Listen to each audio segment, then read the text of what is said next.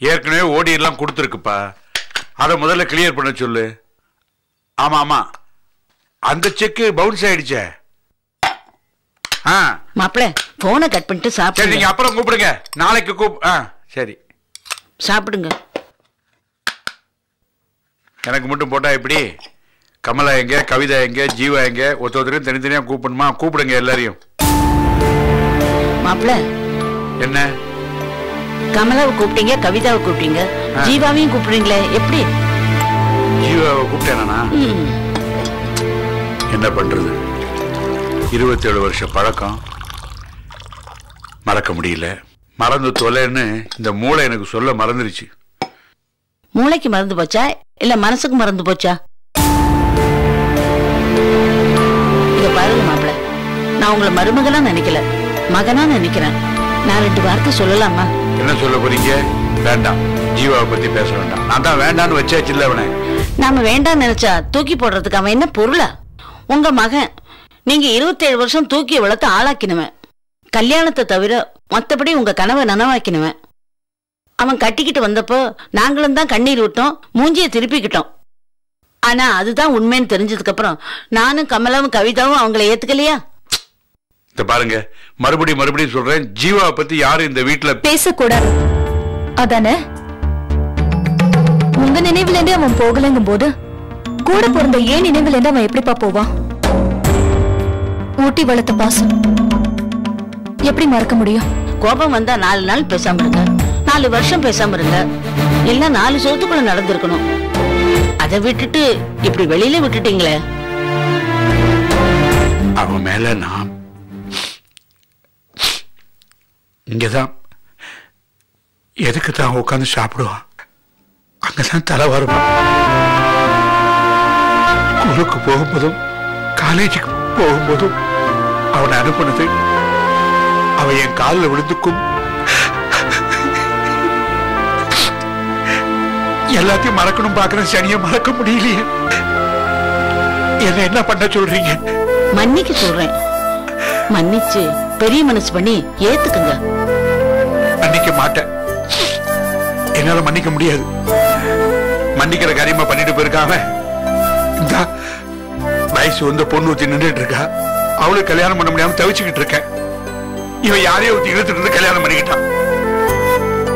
தகப்ப வார்த்தை தசரத வார்த்தையா நினைச்சு காப்பாத்துவான்னு நினைச்சேன். நான் சொல்ற இடத்த தாலி கட்டுவான்னு நினைச்சேன். மண்ண வாரி போட்டான். எண்ணத்துல மண்ண வாரி போட்டான். அப்பா மாட்டேம்மா, நான் மன்னிக்க மாட்டேன். பாட்டி ஒரு 4 வார்த்தை நல்லதுக்கு தானே சொல்ல வந்தாங்க, அதுக்கே இப்படி எல்லாம் பேசுறீங்க? நீங்க ஆசைக்கொன்னும் ஆஸ்திக்கொன்னு பெத்து வச்சிருக்கீங்க. நாளைக்கு கவிதா கல்யாணம் ஆகி போயிட்டா இந்த ஆஸ்தி எல்லாம் யாருக்கு? நாளைக்கு உங்க பேரன் வந்து உங்க நெஞ்சில அவன் பிஞ்சு காலால உதைச்சு விளையாட வேண்டாமா? அவனோட மழலை பேச்சால உங்க மனசு சந்தோஷப்பட வேண்டாமா? நீங்க அவன் மேல வச்சிருந்த நம்பிக்கை மாதிரி தானே அவன் உங்க மேல நம்பிக்கை வச்சிருப்பான். அவன் செஞ்ச காரியத்தை மன்னிச்சு ஆசீர்வாதம் பண்ணி அவனை ஏத்துப்பீங்கன்னு தானே நம்பி இருப்பான். அந்த நம்பிக்கையை நீங்க அவநம்பிக்கை ஆக்கிட்டீங்களே. எங்க கோபத்தை நாங்க வார்த்தையில தான் கட்டினோம், ஆனா நீங்க அவன் வாழ்க்கையில விளையாடிட்டீங்களே. ஒரு குடும்பம் பிரியலாம், ஆனா உடையக்கூடாது. அவனை வீட்டை விட்டு அனுப்பிச்ச நீங்களே போய் அவனை கூட்டிட்டு வரணும். மறுபடியும் நம்ம வீடு பழையபடி கலகலப்பா மாறணும். எப்படி கூப்பிடுதுன்னு தெரியல எனக்கு. என் நினைவுக்கு வர்றதெல்லாம் இந்த இவ்வளவு வயசாகி கல்யாணம் ஆகாம நிற்கிறாள் இவளும். என் நண்பன் முருகன் அடிமை, என் பொண்ணையும் பார்க்கல பிள்ளையும் பார்க்கல. ஒரு நிச்சயதார்த்தத்துக்கு ஒத்துக்கிட்டானே என்ன நம்பி, அவனும் தான் ஞாபகத்துக்கு வரான். இதெல்லாம் மறந்துட்டு எப்படி அவனை கூப்பிட முடியும்? நடந்ததே நினைச்சிட்டு இருந்தா வருத்தமும் கோபமும் தான் மிஞ்சும். பரிசுத்த மறங்க, பரிகாரத்தை தேடுங்க. அந்த பொண்ணுக்கு நாமே நல்ல இடமா பார்த்து கல்யாணத்தை முடிச்சு வைப்போம். என்ன பேசுறீங்க நீங்க? அந்த முருகன் அடிமை என் நண்பன், அவன் பொண்ணு கோமதி ஏமாந்து போய் நிக்கிறா பாவம். அதுக்கு ஜீவா சம்பந்தமே இல்லாத மாதிரி பேசுறீங்களே. அப்பா, ஜீவா கல்யாணம் பண்ணிட்டு வந்தது வேணா தப்பா இருக்கலாம், ஆனா நீங்க அங்க பரிசம் போட்டதுக்கு அவன் எப்படி பொறுப்பாவா? நீ ஏன் பேச மாட்ட? பேசு. அவமானப்பட்டவனுக்கு தான் அந்த வலி தெரியும். உங்களுக்கு எப்படி தெரியும்? கோயம்புத்தூர்ல அந்த நண்பன் முருகன் அடிமை நான் எப்ப வருவேன்னு என்ன எதிர்பார்த்து காத்துக்கிட்டு இருக்கான். அவனுக்கு நான் என்ன பதில் சொல்ல போறேன்? போன இடத்துல திடீர்னு உடம்பு முடியாம படுத்துட்டேன். என்ன ஆஸ்பத்திரி கொண்டு போய் சேர்த்தான். 30-40,000 ரூபாய் செலவழிச்சு உயிரை காப்பாத்தினானே. அவனுக்கு நான் என்ன பதில் சொல்ல போறேன்? பாவம், தன் பொண்ணு கோமதிக்கு எப்படியாவது கல்யாணம் பண்ணுங்கிறதுக்காக குருவி சேர்க்கிற மாதிரி சேர்த்து அந்த பணத்தை கையில வச்சுட்டு காத்துக்கிட்டு இருந்தான். அந்த பணத்தை கொடுத்து என் உயிரை காப்பாத்திருக்கான். அதுக்கு முதல்ல பதில் சொல்லு.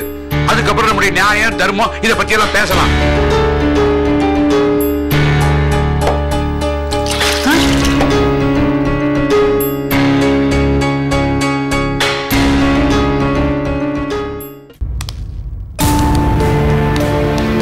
விஷால், நீ எவ்வளவு நேரம் நான் உனக்காக வெயிட் பண்றது? ஏகப்பட்ட வேலை கவிதா, உனக்கு தெரியாது. டிஎம் மேனேஜ் பண்றதுக்குள்ள போதும் நான்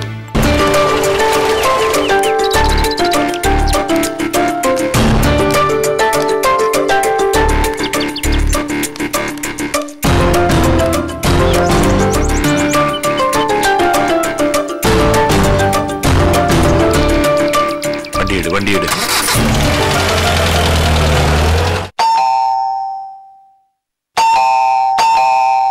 யாரு?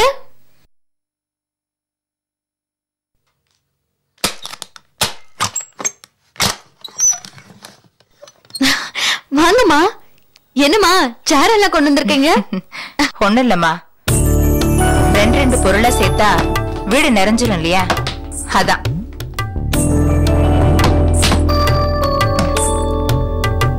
நீ இன்னைக்கு ஆபீஸ் போலியா? போலமா, மனசு சரியில்லை. புரியுது. நீ வேணா என் வீட்டுக்கு வா, டீ போட்டு தரேன், சாப்பிட்டுட்டே பேசலாம். அதெல்லாம் ஒண்ணு வேண்டாமா, நீங்க உட்காருங்க. நீ உட்காரு.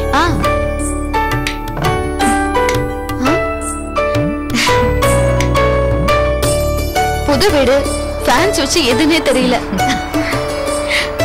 காலையில 7 மணிக்கு உன் புருஷன் ஆபீஸ்க்கு போயிட்டான் போல இருக்கே. ஆமாமா, ஆபீஸ் டைம் 9 மணிதான். ஆனா நான் தான் அப்படியே ஒரு 1 மணி நேரம் அவங்க அப்பாவை பார்த்துட்டு போக சொன்னேன். அப்படியே திரும்பி வரும்போது ஒரு 2 மணி நேரம் அவங்களோட இருந்துட்டு வர சொன்னேன். என்னம்மா அப்படி பாக்குறீங்க?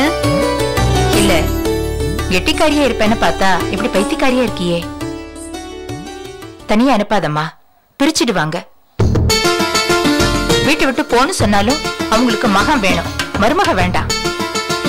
தனக்கு வேண்டாங்கிறத தன் பையனுக்கு வேண்டான்னு சொல்லுவாங்க. அதுக்கு போய் நீ இடம் குடிச்சிட்டியம்மா. ஜீவா வீட்டுல யாருமே அப்படிப்பட்டவங்க இல்லம்மா. அதை விட ஜீவாவையும் என்னையும் யாராலையுமே பிரிக்க முடியாது.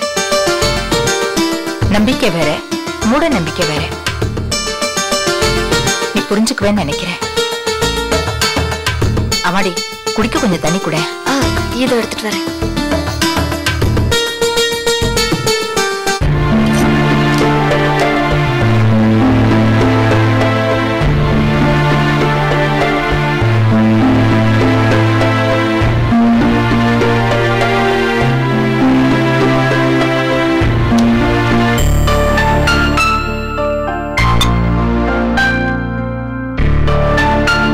எங்க கிராமத்துல ஒரு பழமொழி சொல்வாங்க, கட்டினவன் கழுத்து புருஷன், பிறந்தது வயிற்று புருஷன்னு சொல்லி.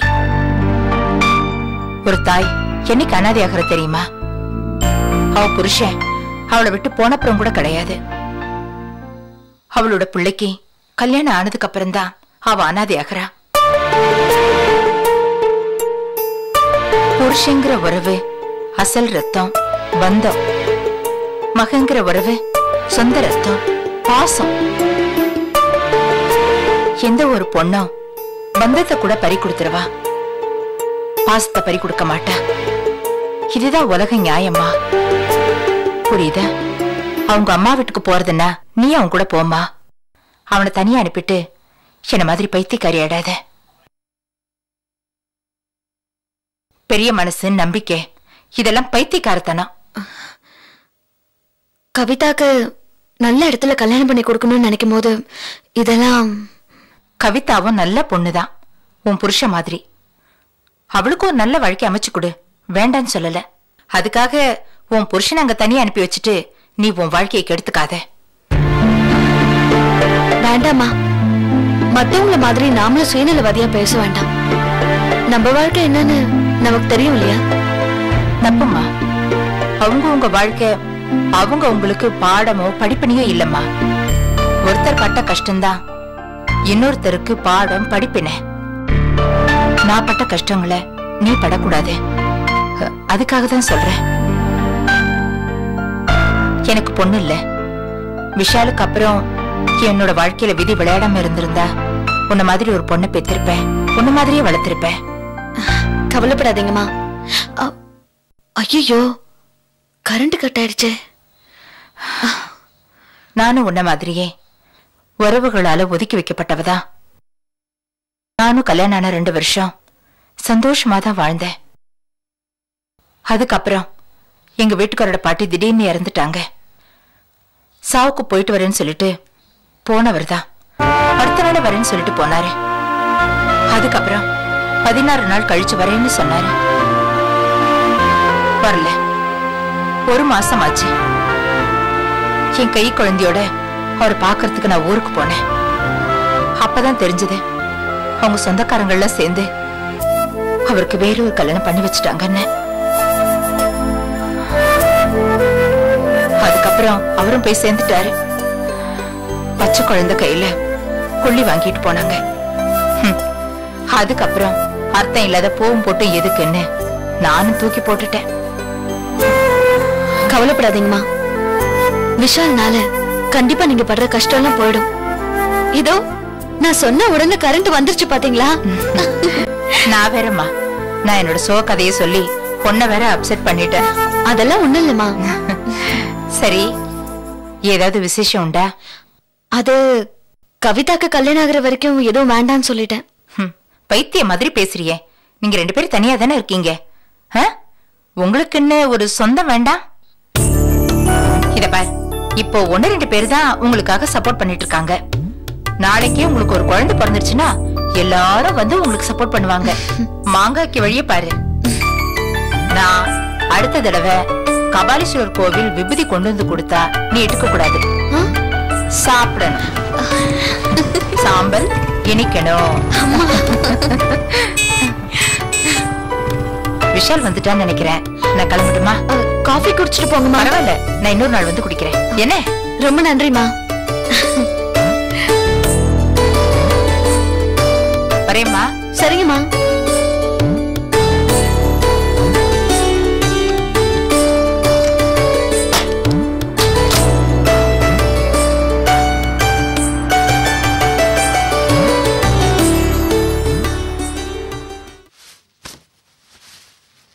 மாப்பிள்ளை காபி. கமலா எங்க? காலேஜில் பசங்களுக்கு ஸ்பெஷல் கிளாஸா, வர லேட் ஆகும்னு ஃபோன் பண்ணா. அவளுக்கு பரவாயில்ல. இந்த மாதிரி கவலையிலிருந்து தப்பிக்கிறதுக்கு ஒரு வாய்ப்பு கிடைச்சது. ஆமா, எனக்கு முடியல. இருட்டில இருந்து வெடிகிற வரைக்கும் தாய ஓடி போயிட்டானே, அதையே நினைச்சு கவலைப்படுறேன். அந்த முருகன் அடிமை என் ஃப்ரெண்டு எப்ப கோயம்புத்தூர்ல இருந்து வந்து நிற்க போறான் நினைச்சு கவலைப்படுறேன். இப்படியே கவலைப்பட்டு பயந்து போதும். என்ன வாழ்க்கை. அம்மா. யாரு? உள்ளவாம்மா. ஓ, நீயா? வணக்கம்மா. அண்ணம்மா போன பிறகு வேலைக்கார யுவத்தியும் சரியா கிடைக்கல. ஜட்ஜி வீட்டு சாரதா அனுப்பிச்சு வச்சிருக்காங்க. இந்த அம்மா குடும்பத்தோட ஒத்து போவாளோ இல்ல யாரையும் இழுத்துட்டு போவாளோ யாருக்கு தெரியும். உனக்கு புள்ள குட்டி இருக்காம்மா? ஐயா, ஒரே ஒரு பையன் இருக்காங்க ஐயா. அவனுக்கு 32 வயசு ஆகுதுங்க. பாரிஸ்ல பூக்கடை வச்சிருக்கான் ஐயா. அவனுக்கு கல்யாணம் ஆயிடுச்சா? அவனுக்கு பாத்துக்கிட்டு இருக்கேங்க ஐயா. நல்ல இடமா, கொஞ்சம் வசதியான இடமா. நான் கஷ்டப்பட்ட மாதிரி என் புள்ள கஷ்டப்படக்கூடாது இல்லைங்களா? வர்ற பொண்ணு கொஞ்சம் சொத்து சுகத்தோட வந்தா நல்லா இருக்கும். பூக்கடையிலே நல்ல மனமான வாழ்க்கை தான் அவனுக்கு. இன்னும் பசை நிறைய வந்தா நல்ல மனமான வாழ்க்கை வாழலாம் நினைக்கிறேன் இல்லையா? அது என்ன ஆச்சுன்னா, எங்க ஆபீஸ்ல வேலை பாக்குறாங்களே அவங்கள வர சொல்லிருக்கேன் இந்த வேலைக்கு. அது இவங்களுக்கு தெரியாது. அதனாலதான் உங்களை வர சொல்லிட்டாங்க. அவங்க வரட்டும். ஒருவேளை அவங்க வரலன்னா உங்களை கூப்பிட்டு அனுப்புறேன். போயிட்டு வாங்க. வரேங்க. ஜட்ஜி வீட்டமா நல்ல வேலைக்காரின்னு சொன்னாங்க. அண்ணம்மா சம்மந்தி ஆயிட்டா. இப்போ இவ்வளவு சம்மந்தி ஆகணுமா? கவிதா நம்ம வீட்டு பொண்ணு. அவன் மேல இப்படி நம்பிக்கை இல்லாத பேசுறீங்களே. ஜீவா மேலே தான் நான் சொந்த நம்பிக்கை வச்சிருந்தேன். கிழிச்ச கூட தாண்டவே மாட்டான்னு நினைச்சுக்கிட்டு இருந்தேன். என்னாச்சு?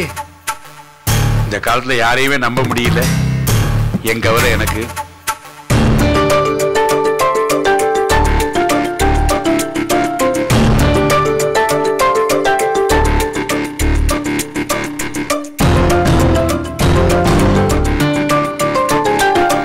அப்படி பாக்குறீங்க?